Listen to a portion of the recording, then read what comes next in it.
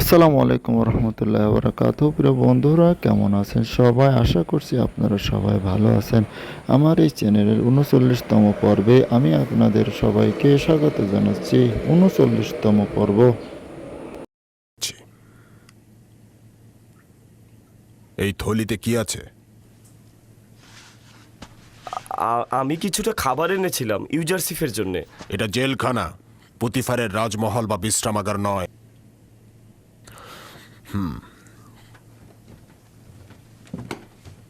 তবে যেহেতু আমার বন্ধু রোদামুন পাঠিয়েছে, তাই সমস্যা নেই।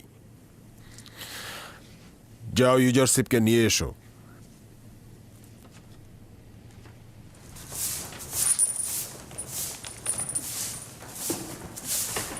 ইউজারশিপ, জনাব কিদামিন তোমাকে তলব করেছেন।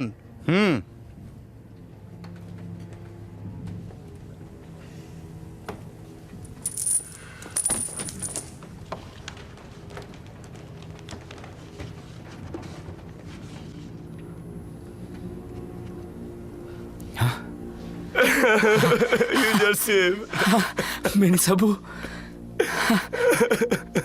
তুমি এসেছো মেনিসাবু। মেনিসাবু, আমরা কি একটু পরস্পর কথা বলতে পারবো? তবে সংক্ষেপে। মেনিসাবু, শান্ত হও। আচ্ছা, তুমি কি আমাকে জেলখানা থেকে খালাস করবার জন্য এখানে এসেছো? হ্যাঁ না, আমি নিক্ষেপের জন্য কান্না করছি। হ্যাঁ, তুমি ভুল করছো। আমার জন্য পুতিফারের রাজমহলে কারাগার ছিল। এখানে আমি খুবই ভালো আছি মেনিসাবু, খুব ভালো আছি, সত্যি বলছি।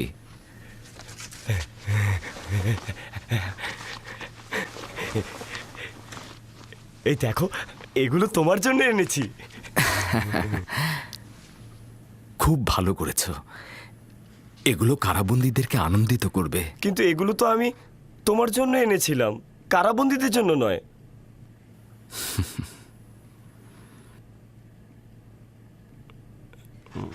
না, তাদেরকেও দেওয়া উচিত, কিন্তু কিছুটা হলেও নিজে খেয়েও। সব তাদের দিয়ে দিও না। ঠিক আছে, আমি খাবো। আমি মনে করেছিলাম পুতিফারের রাজমহলে শুধু জুলেখাই তোমাকে ভালোবাসে, কিন্তু মনে হচ্ছে ইউজারশিপের প্রতি ওই রাজমহলের সবারই ভালোবাসা অনেক বেশি। অনেক শুক্রিয়া জনাব। বানু জুলেখার ঘটনা কি তুমি জনাব কিদামুনকে বলেছ? না, জনাব রুদামুন আমাকে লিখেছে। উনি তোমাকে একজন বিজ্ঞ হাকিম এবং কর্মদক্ষ হিসেবেই জানে। এখন মনে হচ্ছে তোমার উপস্থিতিতে জেলখানার পরিবেশই বদলে যাবে। জনাব রুদামুন অনুগ্রহ করেছে। যদি আপনি কিছুটা অনুগ্রহ করেন তাহলে অনেক কাজ আঞ্জাম দেওয়া যাবে।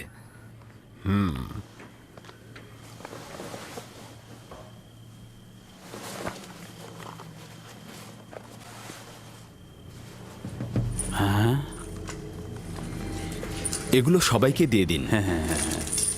এই আস্তে আস্তে, কারাকারি করবে না, সবাই পাবে। ধীরে ধীরে। এই এই এই ধাক্কা দেবে না, আস্তে আস্তে।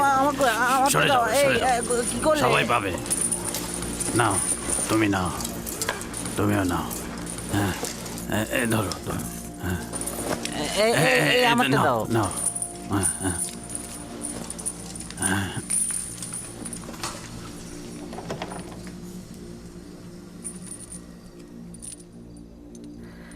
যদিও এখানে অনেক কম, কিন্তু সন্ধির প্রথম পর্যায়ে কিছুটা ক্রোধ দূর করবে। ক্রোধ দূর করবে? আমার আর তোমার মধ্যে ঘৃণার বিদ্বেষ ছাড়া কিছু নেই। আমি প্রতিশোধ নেব। সেটা না হয় নিও, কিন্তু কেউ ক্রোধ ও ঘৃণার মাধ্যমে কল্যাণ খুঁজে পায়নি। তুমিও খুঁজে পাবে না। শত্রুতা, তিক্ততা ও কঠোর ক্রোধ কারাগারের এই প্রকাষ্ঠগুলোকে আরো বড় করে দেয়। তুমি বছরের পর বছর আমার এই কারাগারে থাকার কারণ হয়েছ। আমি এর বদলা নেব। তুমি যদি চুরি না করতে তাহলে জেলখানায় আসতে না। উত্তম হচ্ছে নিজেকে সংশোধন করো।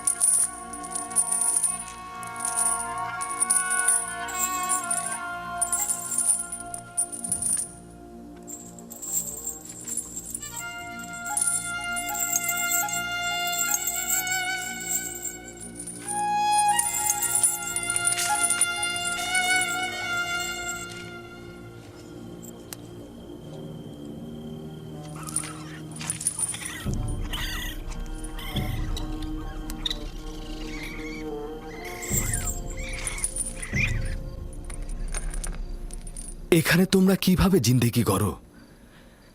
কেন এই জায়গাকে পরিষ্কার পরিচ্ছন্ন ও মেরামত করার জন্য তাগাদা দিচ্ছ না? যদি খুব বেশি পরিষ্কার পরিচ্ছন্ন করা হয় তাহলে তো আমরা আজীবন এই কারাগারেই থেকে যাব। শোনো তোমরা, আমরা মেহমান নই, আর এটা মেহমান খানাও নয়, এটা হচ্ছে জেলখানা। তাকদিরের কারণে আমরা সবাই এখানকার মেহমান। শুধু জেলখানাতেই নয়, দুনিয়াতেই তাই আমরা। কিছুদিন আমরা এই দুনিয়াতে থাকব, তারপর চলে যাব। আর এই সংক্ষিপ্ত সময়ে আমরা কারাগারে বা পৃথিবীর যে কোনো জায়গাতেই অবস্থান করি না কেন, আমাদের অবস্থান স্থল এরকম নোংরা ও অপরিষ্কার হওয়া উচিত নয়।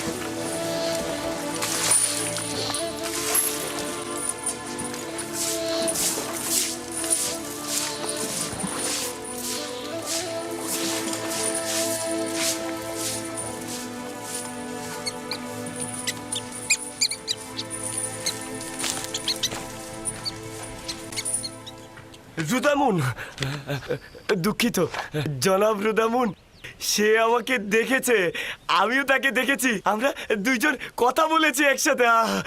তার হাল হাকিকত ভালো? হ্যাঁ, সে ভালো আছে।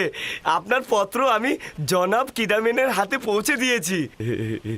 এই কয়দিনে তো সে তার মন জয় করে ফেলেছে। তারপর আমি ওখানে গিয়ে ইউজারশিপের কথা বললাম, সে ইউজারশিপকে ডাকলো, আর ইউজারশিপ আমাকে দেখে বুকে জড়িয়ে নিল। জেলখানায় গিয়ে কি তার খুব কষ্ট হচ্ছে? না না, তিনি আমাকে বলেছেন জাবিরা জেলখানা বানুর জেলখানা থেকে অনেক উত্তম।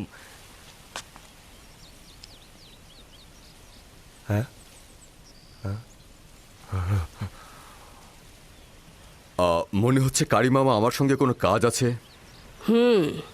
ইউজারশিপ সম্পর্কে সওয়াল ছিল, কিন্তু সেটার উত্তর আমি পেয়ে গেছি।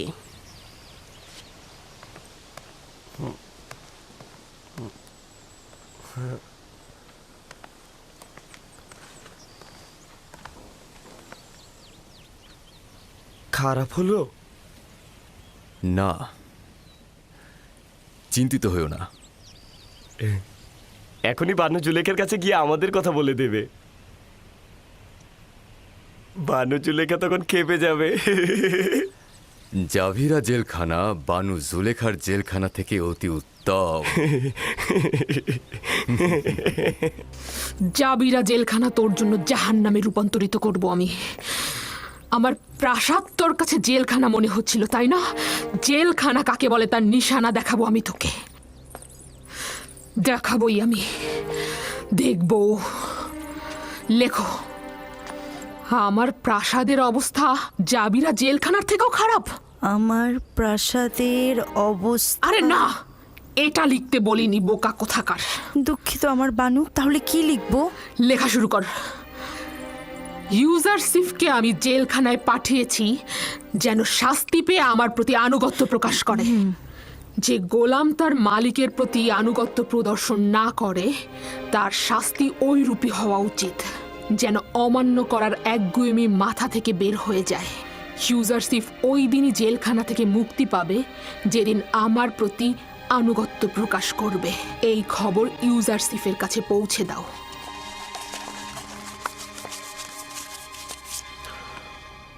আপনি চলে যান। বানু জুলেখাকে বলবেন তার আদেশ পালন করা হবে।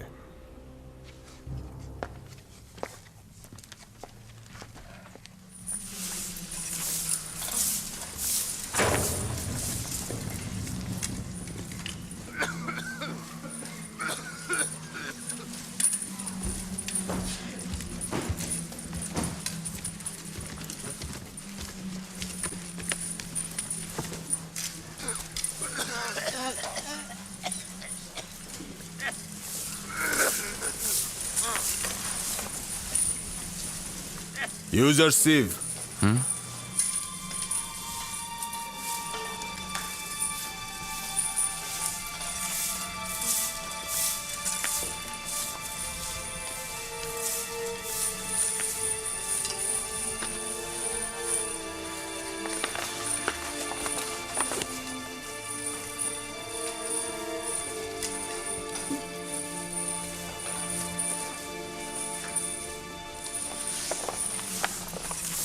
সিদ্ধান্ত এখন তোমার হাতে।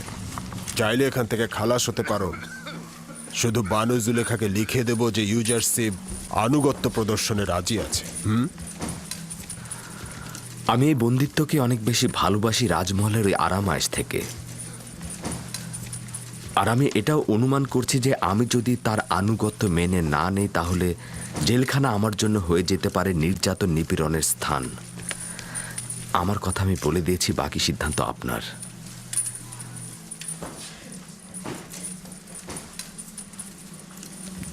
যতক্ষণ পর্যন্ত না বাধ্য হচ্ছি এই ফরমান বাস্তবায়ন করব না।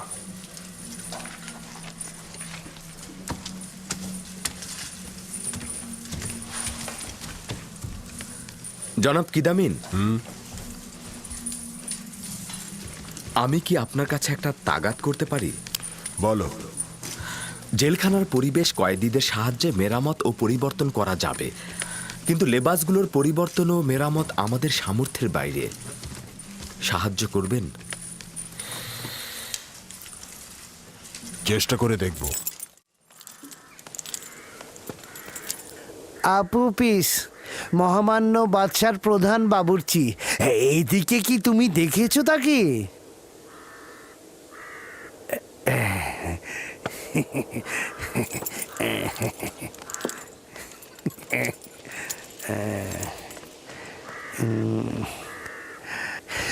মহামান্য সেনাপতি, মহামান্য সম্রাটের প্রধান বাবুর্চি আপু পিসকে কি আশেপাশে কোথাও কি দেখেছেন? কয়েকদিন পূর্বে তাকে এক রাত এখানে রেখেছিল, তারপর নিয়ে গেছে। নিয়ে গেছে? কোথায়? আসলে সে কি করেছিল? কোথায় নিয়ে গেছে তাকে? জানি না। জনাব পুথিফারের আদেশে রাতে তাদেরকে এখানে নিয়ে এসেছিল, আবার ভোরবেলা তাদেরকে নিয়ে গেছে। তাদের? তার মানে তারা কজন ছিল? 2 জন, আপুপিস ও ইরানুস। কেন, কি দরকার তাদের সাথে? কিছুই না, তার একটা আমানত আমার কাছে ছিল, চাইছিলাম হস্তান্তর করতে। ঠিক আছে ঠিক আছে, আমি বরং তার বাড়িতেই যাই, ওখানে নিশ্চয়ই পাবো। খোদাবন তোমার মঙ্গল করুক, তোমার উপর দরুদ। তাদের ওপর খোদাবানদের অভিশাপ বর্ষিত হোক। 2 মাস হয়ে গেল, তাদের কোনো খবর নেই। তাদের কাজ যেহেতু শেষ হয়ে গেছে, এখন কাউকেই চেনে না তারা। আর আমিও একটা বোকাকে সাথে নিয়েছিলাম, যার জন্য এই জেলখানায় এখন আমাকে পচে মরতে হচ্ছে। না জানি আমার পরিবারের সবাই এখন কি অবস্থায় আছে। কেন যে এই গাধাটাকে সঙ্গে নিয়েছিলাম। কেন তোর উস্কানিটা তাদের পরিচয় দিচ্ছিস না? ওরা তো পায়ে শিকল পরেনি, তুই কেন পায়ে শিকল পরে আছিস বোকা? আরে তুই এখন কষ্ট পাচ্ছিস, ওরা কেন শান্তিতে থাকবে? হ্যাঁ?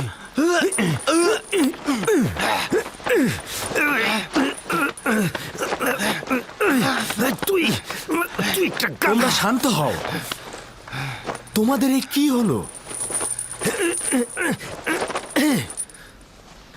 জেলখানার পরিবেশ এমনিতেই বিষাদময়, এটাকে আর এর চাইতে খারাপ করো না।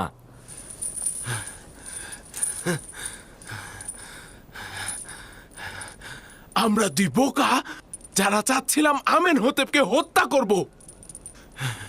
আমরা এটা ভুলে গিয়েছিলাম যে সে নিজেই খোদাদের একজন। আজ 2 মাস হয়ে গেল আমাদের এখানে কেউ খোঁজ নিতে আসেনি। আমরা দুজন অসহায়ের মতো আছি। আর এই গাধাটা কারণ আমি বলছে না, তাদের প্রতি বিশ্বাস তার অনেক। তারা নাকি আমাদেরকে এখান থেকে বের করে নিয়ে যাবে। তুই একটা বড় সড় গাধা, কিন্তু আমি না।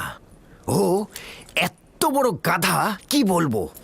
ও এখনো জানে না যে আমরা কোনো কিছু না বলা পর্যন্ত আমাদের বাঁচিয়ে রাখবে তারা, আর বললেই একদম খতম। যারা বাদশাহ আমেনহোতেপকে হত্যা করার ইচ্ছা পোষণ করে, কোনো দলিলই তাদের বাঁচিয়ে রাখতে পারে না।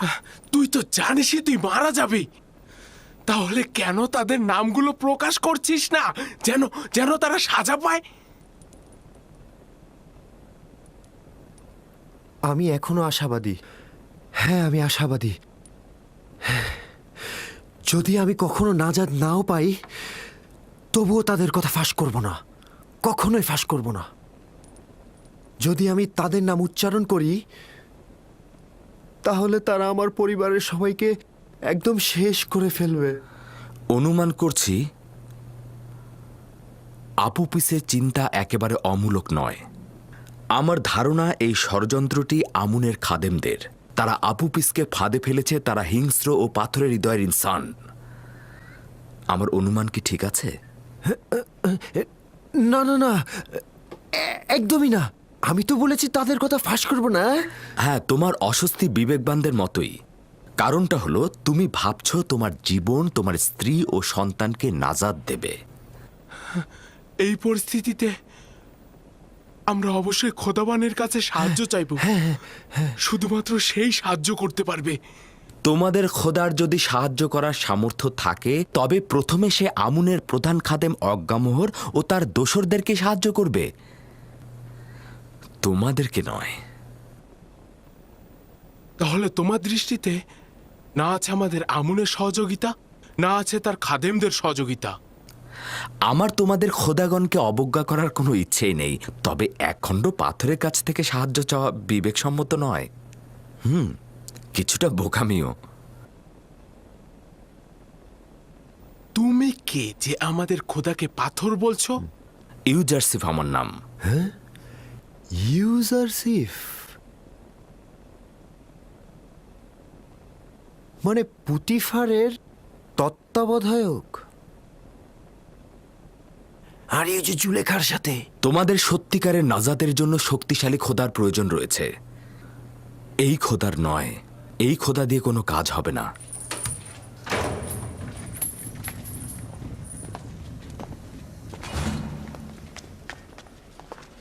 ওঠো, উঠে প্রস্তুত হও তোমরা। পাথরের খনিতে যাব। এক সারিতে সবাইকে বেঁধে ফেলো। তাড়াতাড়ি করো, দ্রুত করো।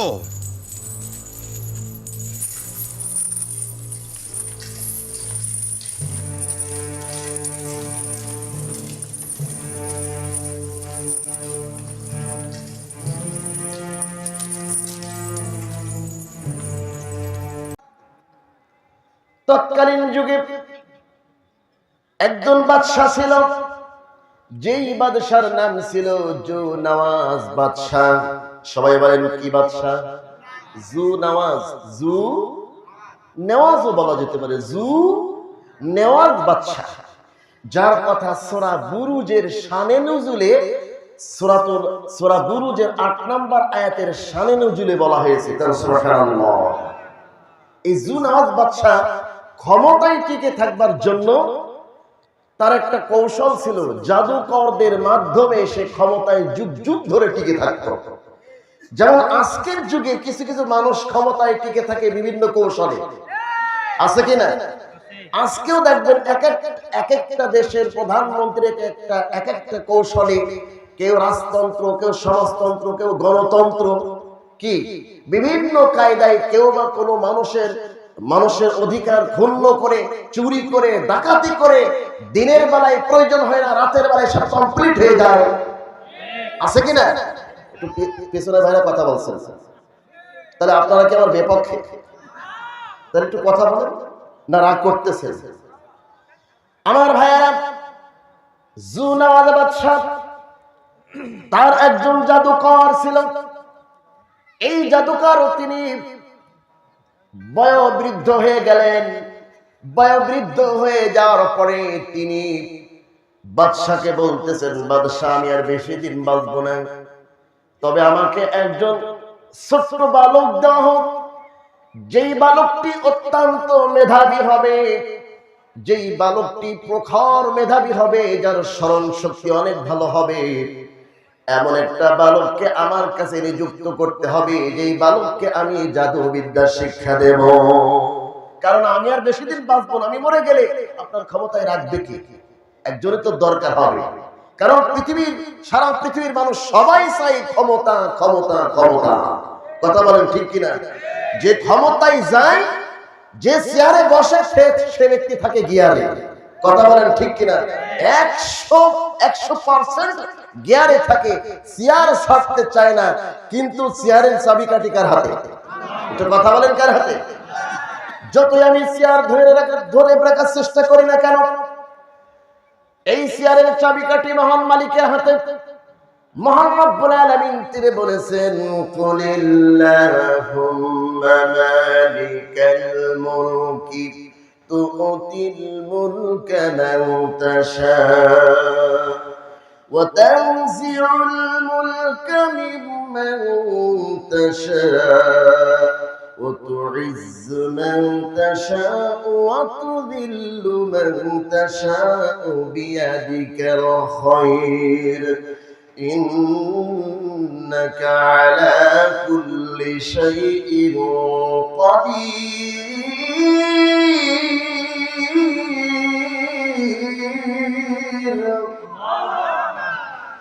আল্লাহ পাক রব্বুল আলামিন তিনি বলেছেন, আল্লাহুম্মা মালিকাল মুলক, সমস্ত ক্ষমতার চাবিকাঠি কার হাতে?